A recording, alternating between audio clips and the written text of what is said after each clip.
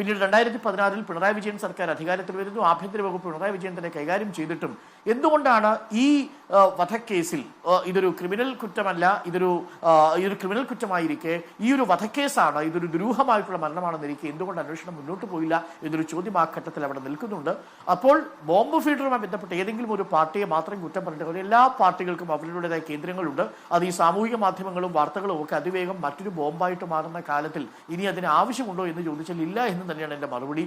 അതൊരു കാലഘട്ടത്തെ ചടങ്ങ് പോലെ ഇപ്പോഴും തുടരുന്നു. പ്രതിരോധത്തിന് ബോംബുകൾ ഉപയോഗിച്ചുകൊണ്ടല്ല പാർട്ടികൾ രാഷ്ട്രീയ പ്രതിരോധ പ്രവർത്തനം നടത്തേണ്ടത് എന്നതാണ് വാസ്തവം. പക്ഷേ ഈ വിഷയത്തിൽ ഇപ്പോൾ പ്രചരിക്കുന്നത് ഒരു പാതി സത്യം മാത്രമാണ്. ഇത് പാർട്ടി തള്ളി പറഞ്ഞിട്ടില്ല ഇവരെ എന്നുള്ളത് ഒരു ഭാഗത്ത് നിൽക്കുന്നു. അതേസമയം തന്നെ പാർട്ടി അധികാരത്തിൽ വന്നതിന് ശേഷവും എന്താണ് 2015 ജൂൺ മാസം 6-ാം തീയതി ചെറ്റക്കണ്ടിയിൽ നടന്നത് എന്നതിന്റെ വ്യക്തമായ ചിത്രം ഇനിയും നമുക്ക് ലഭ്യമായിട്ടുമില്ല.